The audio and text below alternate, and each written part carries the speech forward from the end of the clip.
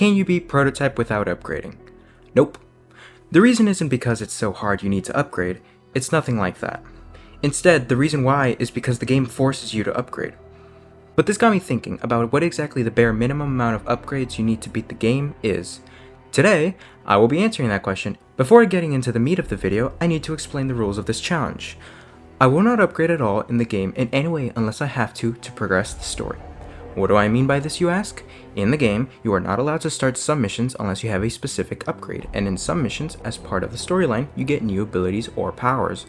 As for what I consider an upgrade, it's any ability that can be found in the upgrades menu. If an ability isn't there like jumping, then it's not an upgrade, but if I were to buy any of the enhancements, then that counts as an upgrade.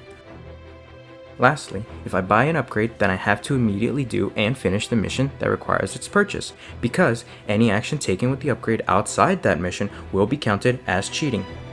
This luckily never occurred, but it did come close to happening.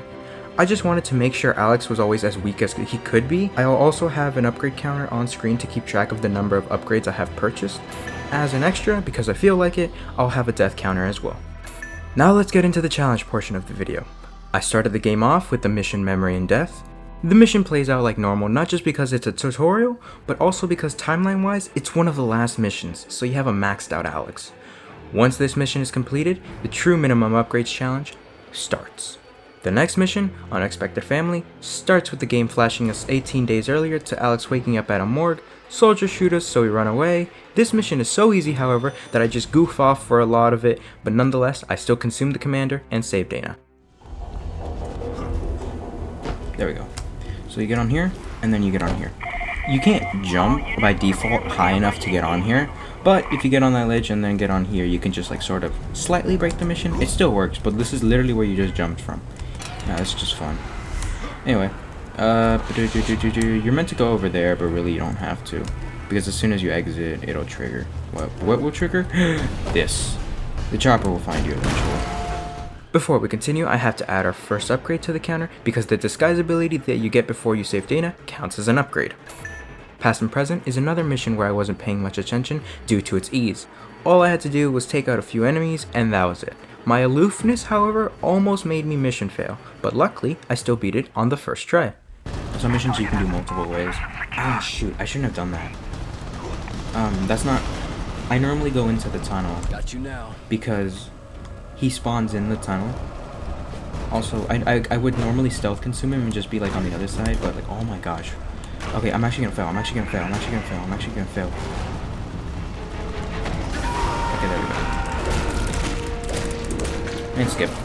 After completing the mission, I gained access to the upgrades menu, which I had to use right after, because for the next mission to even started, I needed to buy the dive roll upgrade. That means I have to add another upgrade to the counter. With that done, I can now start Behind the Glass. This mission didn't go as smoothly as the others. The beginning went well. I successfully infiltrated Gentech, led the hunters to the base, and consumed the first hunter. This gave Alex his claws power, which can be found in the upgrades menu, so it's another point for the counter. The rockiness of the mission comes from the other hunters that show up afterwards, because they managed to kill me. That's one death on the counter now. Oh, no, I don't have adrenaline surge. Yeah. Aside from the one death, the mission continued as normal, with the base blowing up and killing everyone inside. Now onto the Wheels of Change, where I immediately have to add another upgrade to the counter, because I need the stealth consume ability to start it. After a bit of running and consuming, I infiltrate a base where I get yet another upgrade. This time, it's armor control, or the ability to drive tanks. This ability will play a crucial role later. I use the tank to destroy the hive and finish the mission by dropping Karen off. A New Order is the first of the 2 Karen missions, but before I start, I get the air dash upgrade, putting yet another point on the counter. This mission holds no actual combat and can be done without fighting anyone, so it went really smoothly. All you do is collect DNA samples that drop from water towers and a hive. My game also glitched and didn't spawn any soldiers initially for the second water tower, so the entire mission was combat and alert free. Did I not trigger the Blackwatch? Really? Like, you can see it getting agitated, though. Like, the second one always has Blackwatch with it. Oh, there they are! At this point, an obvious trend is forming, which is that to even begin a mission, I need to buy an upgrade. For Open Conspiracy, it's the glide ability. This is really bad for this challenge, but there is an upside. Now that I do have the glide ability, traversal and mobility will be far easier. These next 3 missions are part of what I like to call the viral detector arc.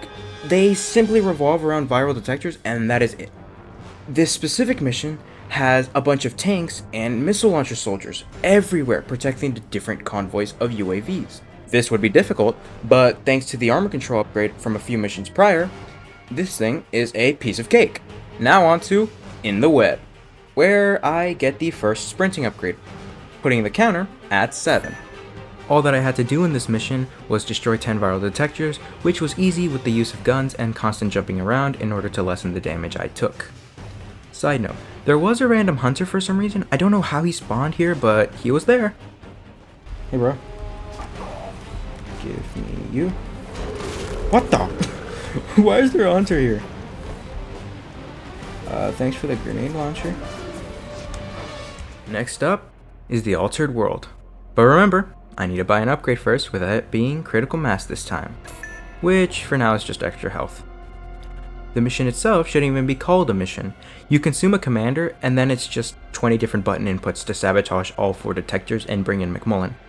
The only purpose the mission holds is to teach the player they can sabotage viral detectors, which I didn't know was a thing for a long time because it's not in the upgrades menu. Either way, the mission is complete.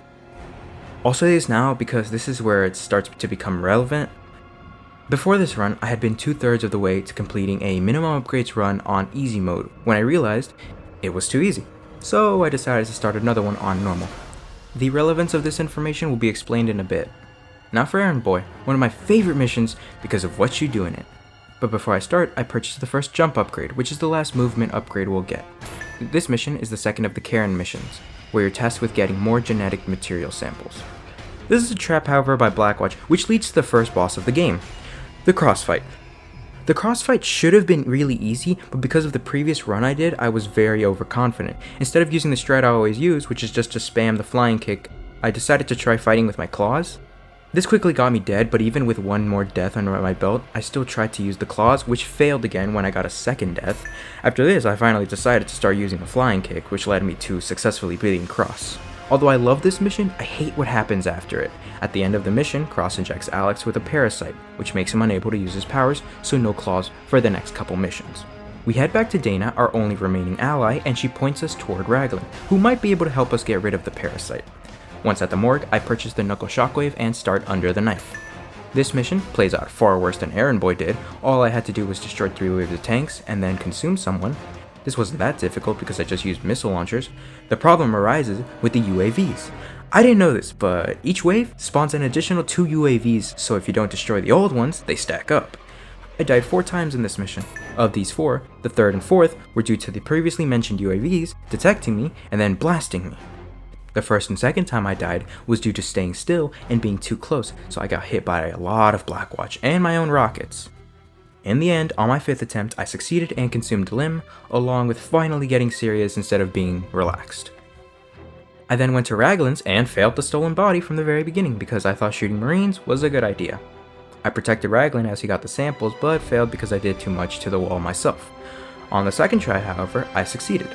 The drive back to the morgue was uneventful outside of seeing some Hydras.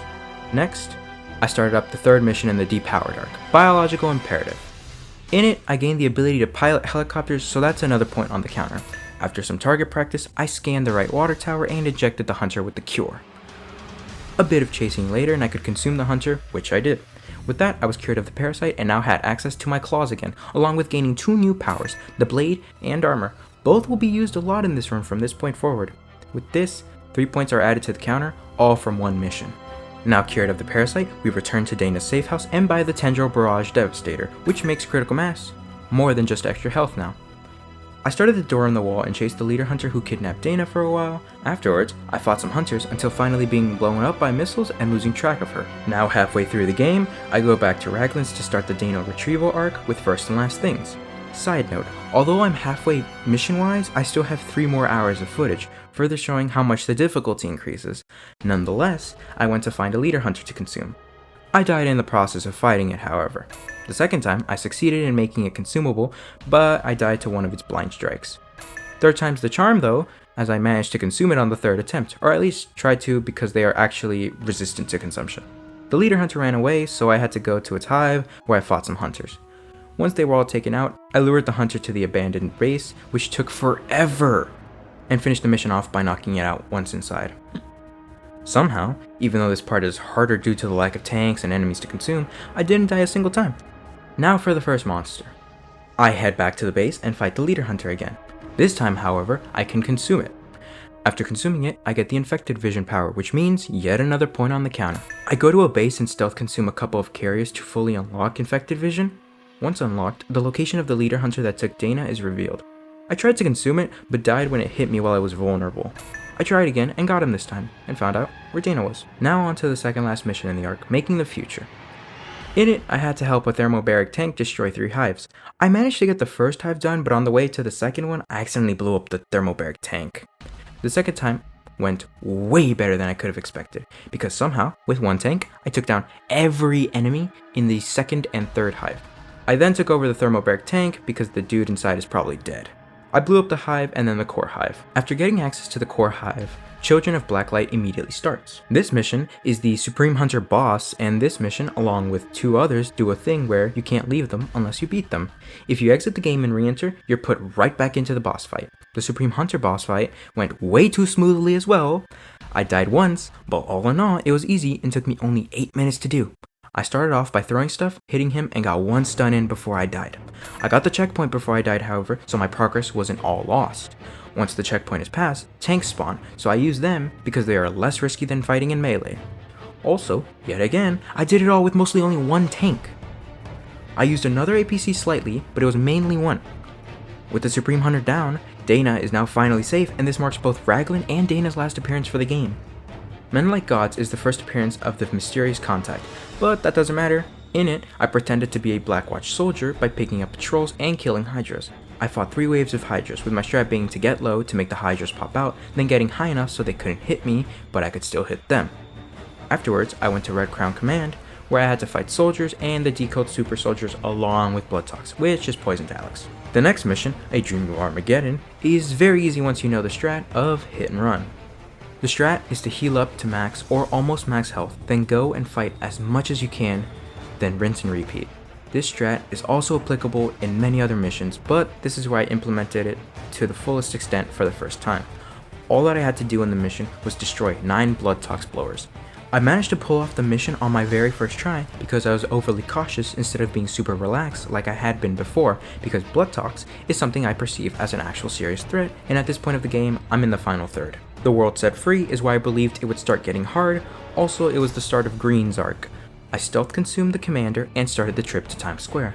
I first used the gunship that was nearby to protect the Blood Tox blower, but after running out of ammo, I switched to a tank to protect it. Somehow, the blower survived everything and was left at half health.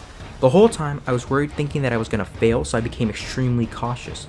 This is what I believe caused me to beat the mission on the first try. Normally, it's really hard because at the end, 4 Hydras are trying to destroy it and you can only kill them 1 by 1, but I did it. The next mission, I thought would be even worse. Things to Come consists of 3 waves of infected. A crap ton of hunters show up from north, then south once the first ones are dead. The next wave has fewer hunters, but a leader joins in after a bit. This one first attacks from the east, then when all the hunters and leader are dead, the same thing happens from the west. The third wave is the absolute worst.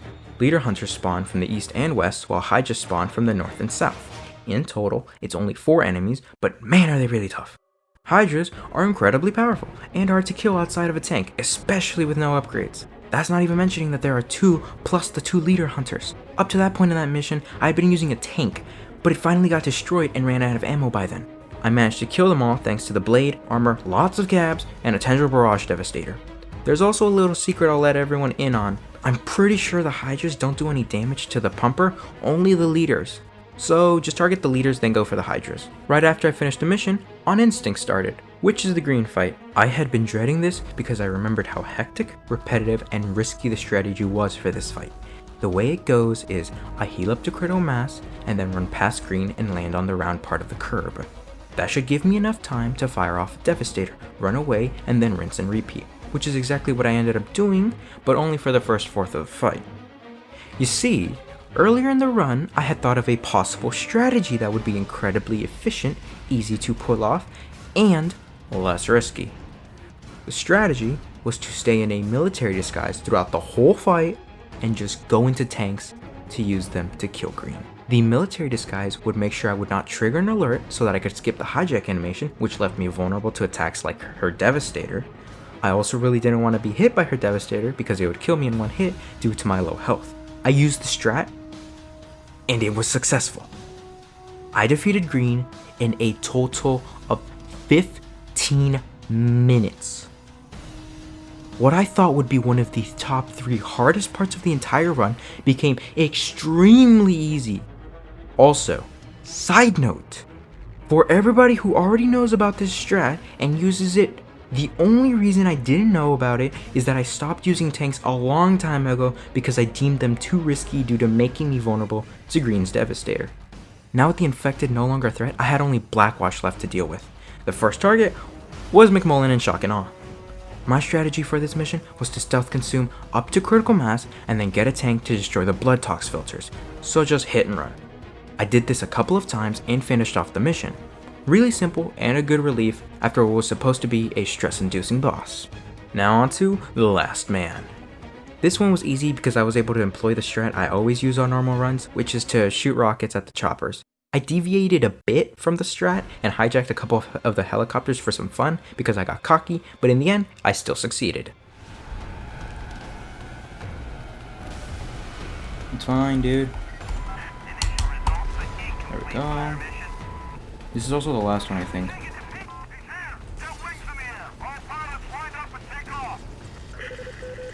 He's here. Get our wings off the ground. Clear, clear. Zeus on the deck. Contact made. Clear the landing zone. Everyone up. Come on. Rocket, perfect.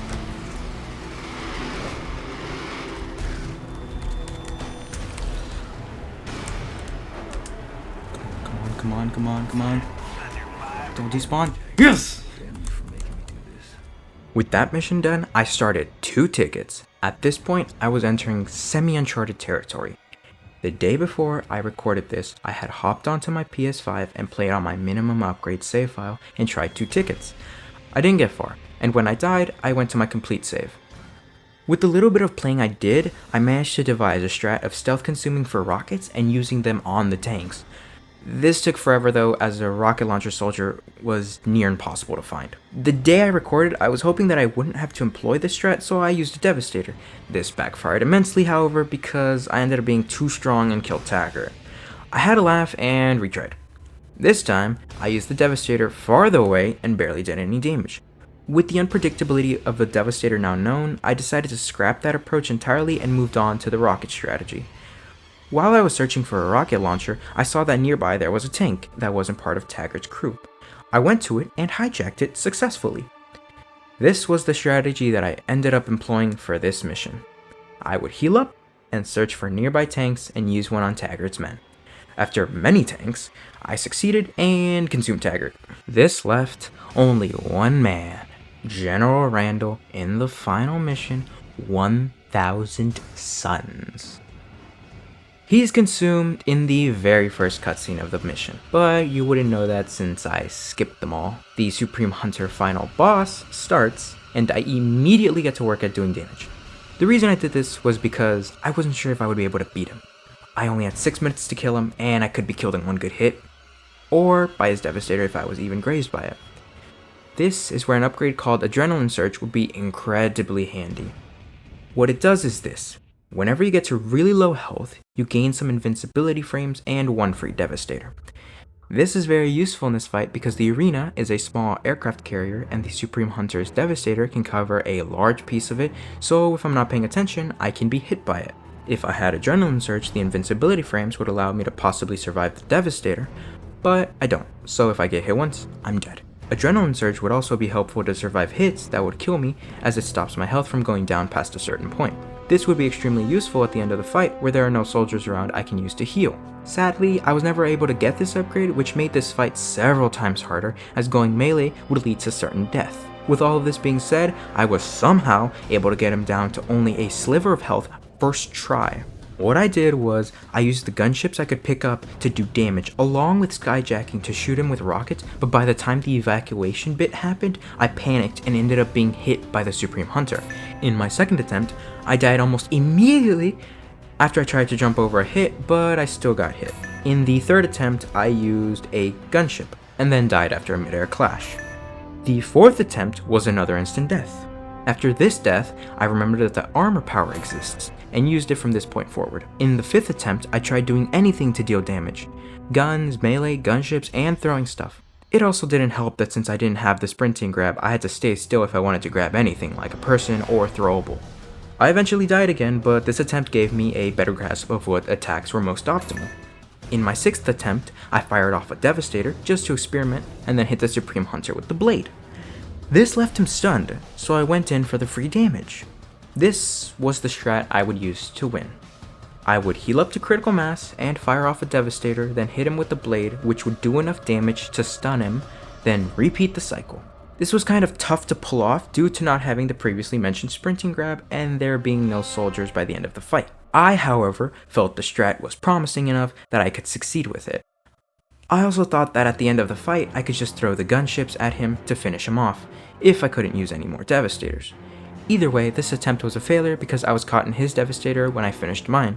In my seventh attempt, I got frustrated because I couldn't grab anyone and kept taking damage. I ended up wasting time on this attempt with all the back and forth and gave up on it. My next try was ever so slightly more successful. I was able to do 3 cycles before I ran out of soldiers. I started to panic at the end even though I had an entire minute left. I was so close to finishing, I thought that this could be the one. With only a small sliver of health left, I decided to use the gunships. For 45 straight seconds, I tried hitting him with a gunship with little success. My panic state grew worse when I ended up being left with only a small sliver of health after he landed a hit.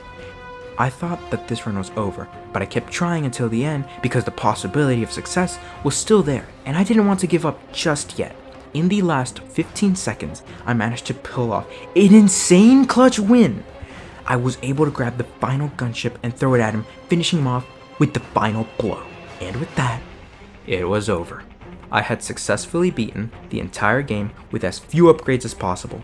Here's the 30 seconds remaining.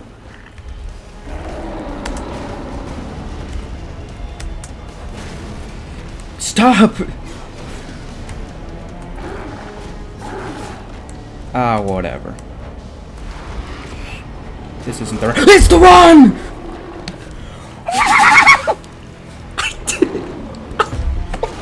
I did it! I was about to say this isn't the run because I was at 1 sliver. Minimum upgrades is possible. I thought it wasn't. At the very end of the entire thing, I duplicated the save and looked at my stats, all the events, and bought every upgrade. So yeah, that was beating Prototype with as few upgrades as possible. In total, the minimum number of upgrades required is 16. They were Disguise, Dive Roll, Claws, Stealth Consume, Tank Control, Air Dash, Glide, Sprint Speed, Critical Mass, Jump, Knuckle Shockwave, Helicopter Control, Blade, Armor, Tendril Barrage Devastator, and Infected Vision. Also, on the left are the missions they were required in, or for. As for my deaths, I honestly expected there to be more than there were, and for the run in general to be harder. I only died 18 times.